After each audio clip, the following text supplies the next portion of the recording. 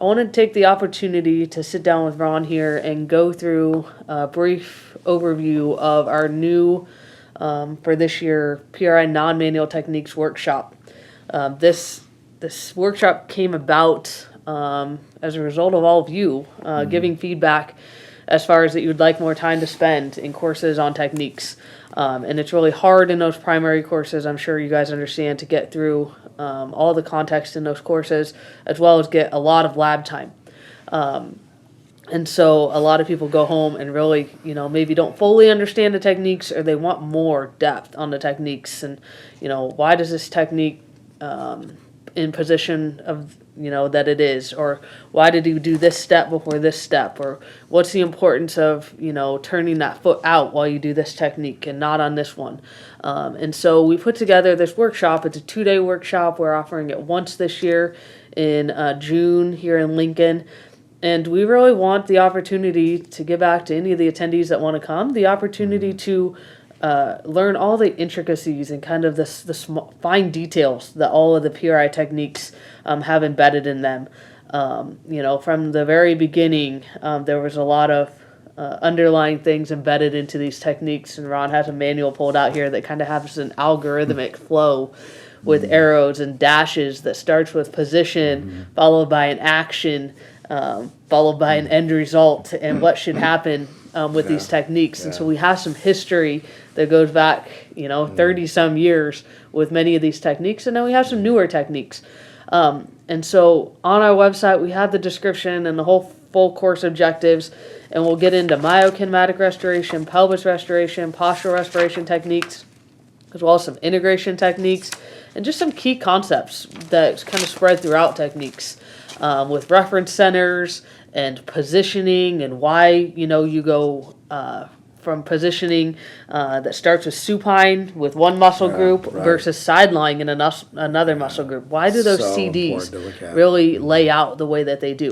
And so hopefully it'll be a fun experience. I know, several people are very excited to come, but is there anything, Ron, Well, I get excited just listening to her talk about it. It's really a workshop, and we're going to work. Hands-on workshop, which means, Jen, the thing when I listen to you talk about it, the thing that sometimes there are a couple considerations here. Number one is position. What we have these side lying precedes sitting, or standing should follow, maybe prone. Whatever we listed there was a reason for it, and you don't have to go away from any of our manuals needing to memorize any of that. But if you start to put some concepts with those positions that will carry out for all of the techniques, why is this position important? The significance of it as it relates maybe not only to that technique, but other techniques that are really similar to it. There's an underlying thematic process that goes on when we put these together. A lot of people can come up with a lot of different techniques, and trust me, over the years we've seen many of them. But the ones we have in the manual are kind of, we're very proud of them. We take a lot of pride in knowing that if you understand that technique, then anything else that you see out there that is kind of similar would be a good technique if some of the basic concepts were understood, even underlying those techniques that are similar. So I like the word algorithmic. We were talking about at breakfast this morning. There's a rational reason for something to precede something, and a rational reason for an expectation that is caused because of how you preceded it. If the effect is not there, then maybe what you did prior to that activity was you introduced a step that didn't result in that desirable effect. And if you see that, then what are the indicators? What are the things that say, oh, stop, something just didn't occur like it should? We're going to go over that. In other words, for the most part, all these techniques, if you follow them almost like number for number, word for word, you'll see some really good results. But once in a while you don't.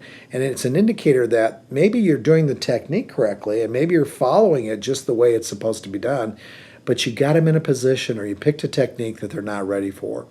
And so that's the second thing I think is really going to be good about this workshop. When do things go awry? And is it because of you Probably not. Is it because of the brain you're working with that's laying there or staying there? Probably. And so no matter what you would do with that technique at that point, that brain, that experience is been over challenged, if you will. And so what would be a better way of going about doing it?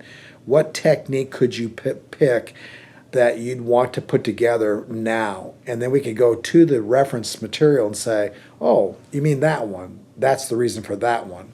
So I'm really looking forward to it. It'll be a lot of fun.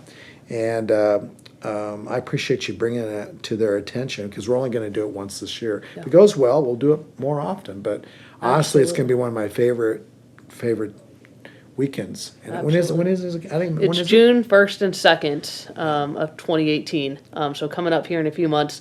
And Ron and I have had the opportunity with our Privy program to kind of get into a little bit of this and do kind of a few techniques here and there, where we talk about progression of technique, or kind of breaking down a technique and all the steps of the technique and the importance of, doing this, or if you modify it and do it this way, this is kind of the consequence.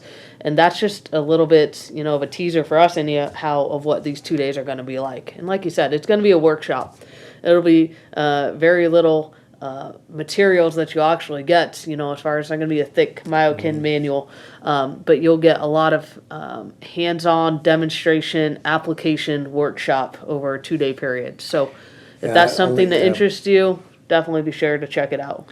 And I hope, Jen, you're going to be there those 2 days. I will be there. Jen's actually the co-presenter, even though it may not say that, because she brings out so much. She's also the one that looked at every single one of these titles and said, Ron, we got to reword this. It's got to be written this way, because it now complements what we've done in the past with this schematic thinking. So Jen's going to be there, and we'll do this together. It'll be a lot more fun if you're there. Absolutely. So if you have any questions about this course, feel free to reach out to us here, anyone at the office.